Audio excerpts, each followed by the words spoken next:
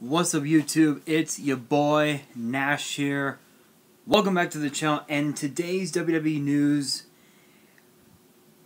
I'm just gonna go ahead and say it is nuts. It is absolutely nuts.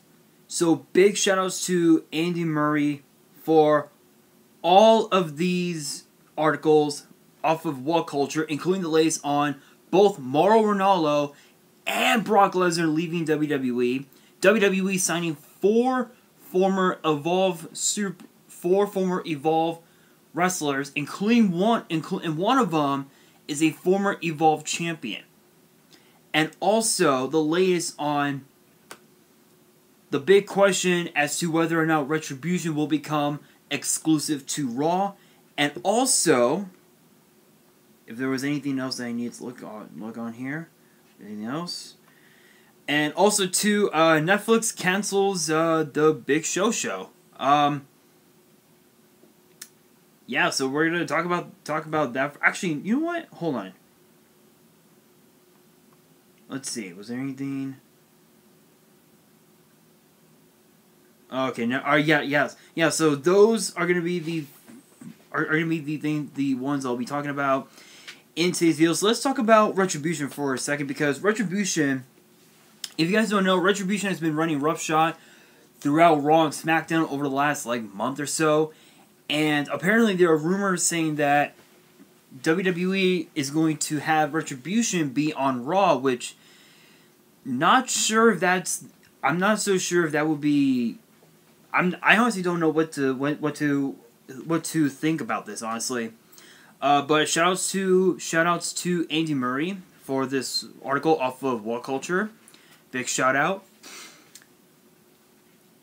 So the article reads, "It is likely that the Retribution stable will be exclusive to Raw going forward. This is according to a new report from Post Wrestling, stating that the group will only be used on Monday nights, having previously appeared on both Raw and SmackDown in their quest to bring chaos to WWE TV. There had been talk that WWE was considering ditching the stable and their storyline after they failed to appear on last week's SmackDown and Payback pay-per-view. This doesn't appear to be the case, however, as the black-clad gang, as he writes it, were present and correct on yesterday's episode of Raw. Retribution's latest appearance saw them get involved in a tornado tag match, pitting the Raw Tag Team Champions, which are the Street Profits, against Angel Garza and Andrade. Attacking after messing with the lighting, Andrade, Dawkins, and Montez Ford and Zelina Vega were all beaten down, while Garza fled to the back with Demi Burnett. Later, Retribution accosted Garza and Burnett backstage, with the former NXT Cruiserweight Champion running away once more. No word has been given on where exactly the storyline is heading or when the big reveals will come, but for now, don't expect to see them anywhere else but Raw. So, again, seeing them on Raw, I think, not the best option at this point, just because of the fact that Retribution has been, again, as the article, says, they've been running roughshod, throughout the whole WWE. I'm talking, Raw and SmackDown over the last month or so, and and a lot of people were speculating, from one of the articles that I had read, that I spoke about in one of my later videos, in one of my earlier videos, that apparently there are superstars from NXT. So Mia Yim, Dominic Dijakovic, Chelsea Green, Kaden Carter, Dio Madden, Dominic Dijakovic I mentioned, and even also Shane Thorne. Is that a possibility? It is, but judging, it is a possibility judging by their body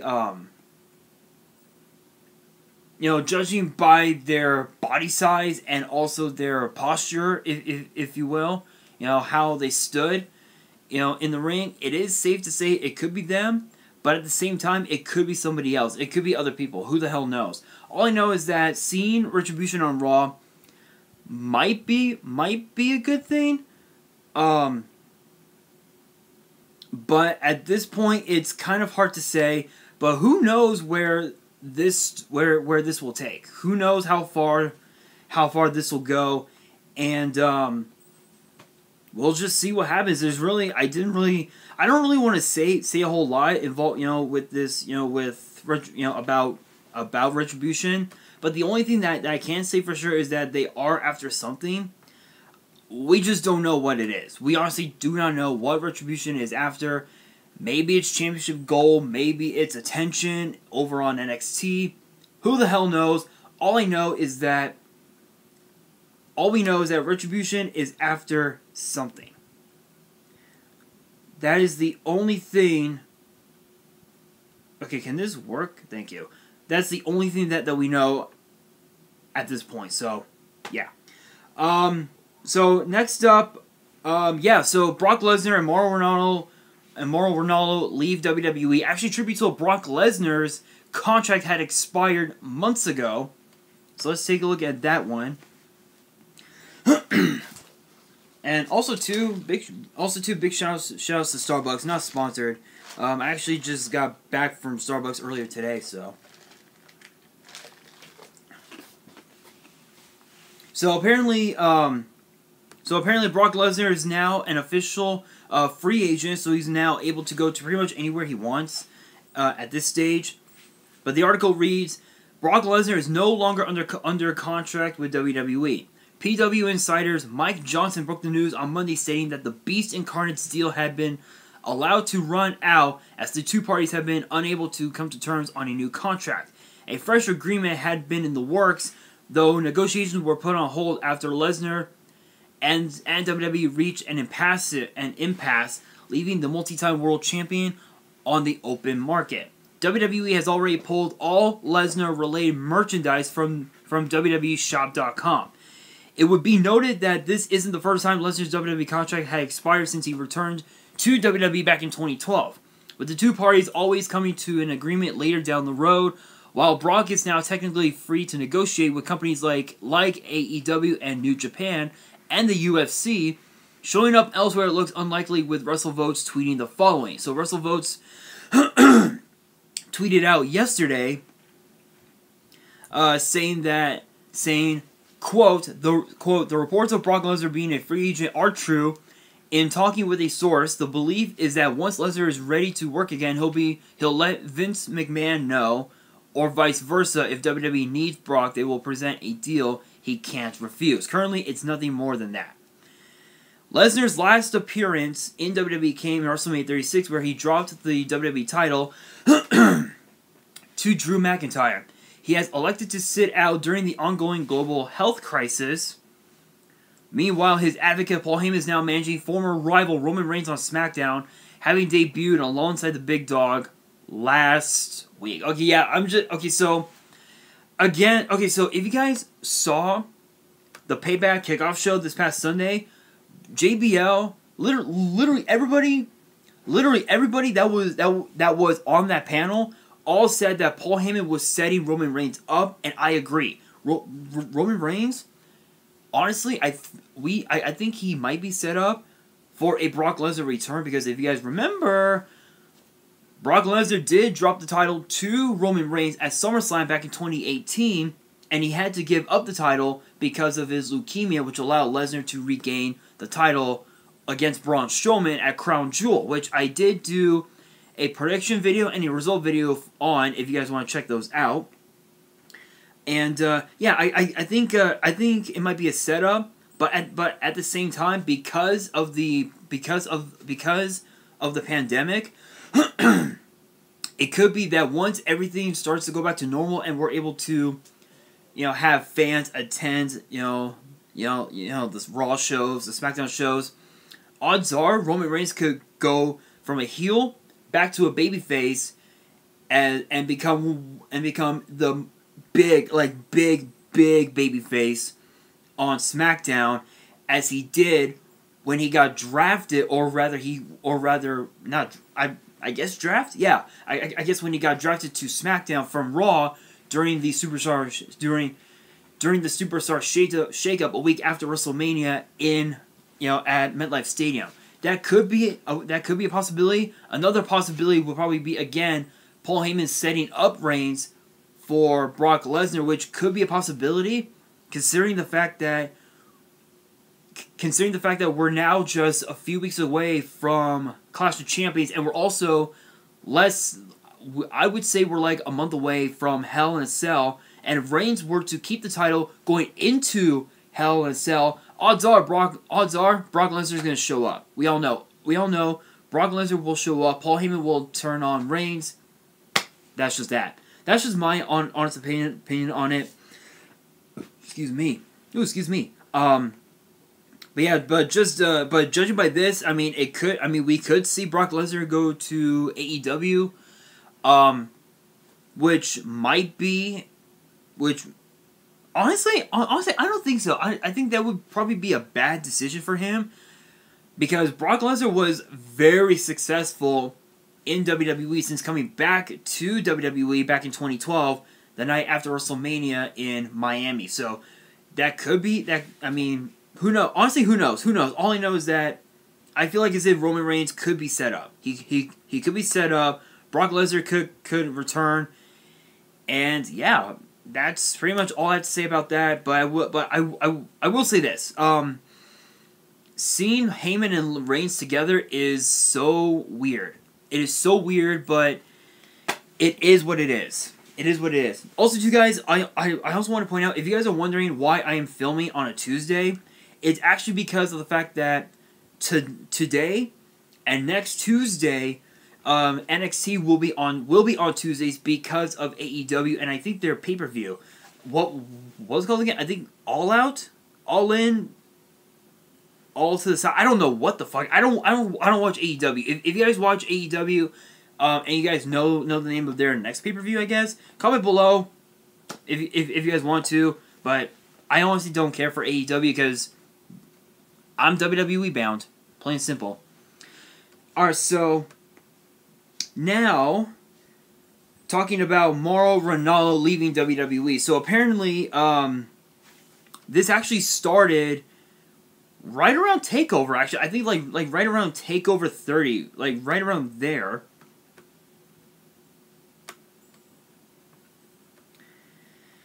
And let's see here. The article reads, again, shout-outs to Andy Murray. The report reads as follows. As originally reported by the Wrestling Observer's Dave Meltzer, Mauro Ranallo has left WWE. The story emerged on Monday evening with Meltzer stating that the departure wasn't going down on negative terms, adding that Mauro had been seeking a more relaxed role with the company after his mother was hospitalized in British Columbia, Canada. Yeah, so if you guys don't know, Mauro Ranallo is actually Canadian. Recently, WWE soon followed up with confirmation, releasing the following statement. They said, and I quote, WWE and Mauro Ranallo have mutually and amicably, I just butchered that name, just mutually agreed to part ways. Mauro's passion and enthusiasm left an indelible and exciting mark with WWE and its fans, and we wish him the best in his future endeavors. WWE had accommodated Ranallo's scheduling request by allowing him to record remote commentary from his home at the onset of the pandemic. Though the play-by-play man had been missing from recent broadcasts, Mauro has said the following in his departure. He says, "quote I appreciate the opportunity I had. I had to realize my childhood dream of working in sports entertainment, and I wish WWE well in the future. Now I want to direct my focus and devote my time to my other projects and to my mental health, charitable activities, and the well-being of my mother and myself." It is expected that Ranallo will keep doing boxing coverage for Showtime and MMA, working with Bellator. He had been with WWE since December 2015, initially working on SmackDown before transitioning to NXT, and could be replaced by the returning Wade Barrett, with whom WWE is currently negotiating. So if you guys don't know, Mauro Ranallo started out in the winter of 2015. I remember that I know that my memory was somewhat a little vague, but yes, I do recall that Mauro Ranallo got signed to WWE as a SmackDown commentator from December 2015 all the way up until like what was it? Elimination Chamber 2017? Like right around there. He had done SmackDown for that long, and then he went to NXT, and the only reason why he went to NXT was because of his mental health issues, because of the fact that he couldn't from what I heard anyway, based on rumors, it was because of he was overwhelmed, if you will, with the fact that there were a lot of fans there, and there was pyro and all that. And from what I understand, he couldn't take it. So that's why he went to NXT, stayed there for this whole time, and we did not see Mauro or hear him at TakeOver 30 a couple weeks ago. Which honestly, again, it's sad. It is sad to see him leave WWE because he was incredible. He was an incredible commentator, but it is what it is, and I do hope he is watching this video. Shout outs to you, dude. I hope your mom is doing okay. I think I speak for myself and for the fans and for the viewers who watch my videos when I say that we do wish you the best of luck in your future. We hope everything is well, and who knows? Maybe we will see you back in WWE. But yeah, again, he was an incredible commentator. There's nothing much else to say except that he was incredible.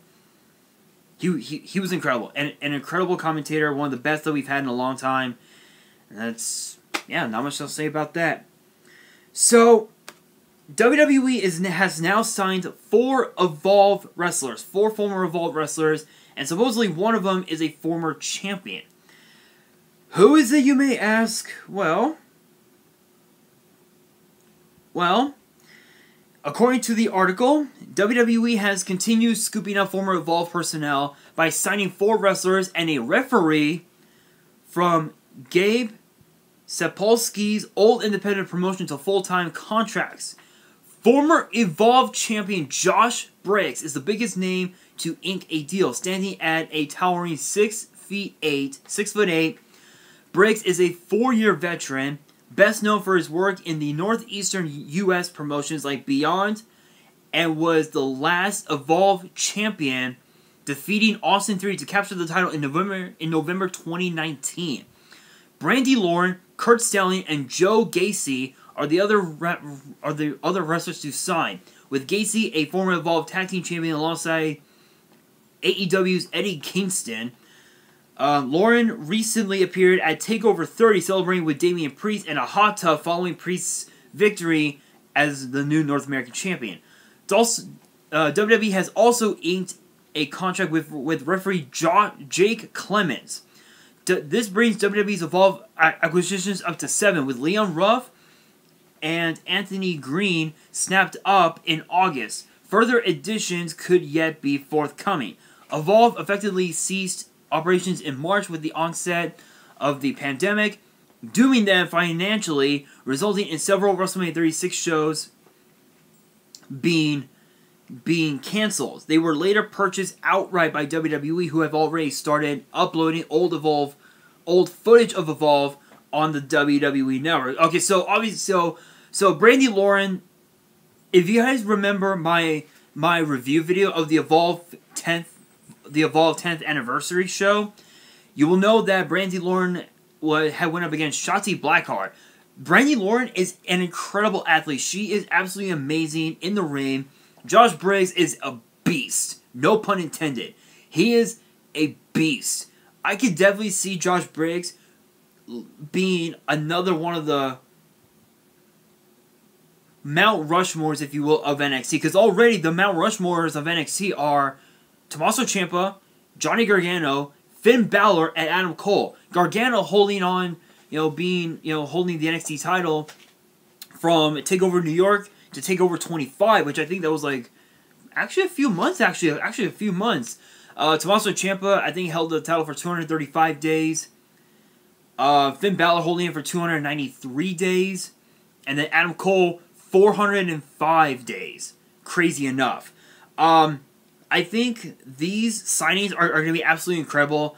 But out of all of them, I think Josh Briggs and Brandi Lauren are the two biggest ones. Because Brandi Lauren has been a part of WWE a few times, being a part of, being as a fan, with the Raw shows and the SmackDown shows and the 205 Live shows and even the NXT shows, at the PC and also at Full Sail as well. So, I think it's great. I think it's awesome to see these signings come to pass, and I also can't wait to see what those superstars have in store for us, including Josh Briggs. I can't wait to see what he brings to the table. Alright, you guys, and the last thing here, Netflix cancels The Big Show after only just one season. So I believe shoutouts to Andy Murray. Hell yeah. I like him. So shoutouts to Andy Murray. The Big Show is dead. Long live The Big Show. Deadline is reporting that Netflix will not be renewing the former WWE Champions family sitcom for a second season. Though a special Christmas episode will air this December as planned. The report states that the streaming platform had already filmed said special after making their decision to cancel season number 2. Rather than acting as a grand finale, The Big Show's Christmas special is a standalone produced before the onset of the global health crisis. The Big Show's original 8-episode run hit Netflix all at once on April 6th, with the world's largest athlete starring as a family man, struggling to adapt to a normal life following his pro wrestling retirement. The series met mixed critical reviews, with IGN's Matt Fowler stating that while it had, quote, the potential to be either wholly terrible or fully great, it ended up lying, quote, somewhere in between, as Big Show proves himself to be an amiable, glowing, towering family man capable of carrying multicam sitcom shenanigans. The Big Show's last WWE appearance came on July 20th, where he was defeated by Randy Orton on Raw. So I'm not too surprised. I know that there were quite a few shows, quite a few Netflix original shows that only got like maybe one season or something like that, and that was it. This doesn't really surprise me. I never really saw it, but I have seen clips of it on YouTube, and honestly, it doesn't surprise me. But I'm not really gonna say much about it because I've never saw it. I might watch it, but guys, that is going to do it for this video. Question of the day. What do you guys think about the new pairing of Roman Reigns and Paul Heyman? Let me know in the comments below. And that is going to do it for this video. Hopefully you guys enjoyed. If you did, make sure you guys smash the thumbs up button. And if you guys are new to this channel and you guys love seeing these types of videos, make sure you guys hit that subscribe button and hit that notification bell so you guys do not miss out on any new content that comes your way. And be sure to follow me on Twitter and Instagram.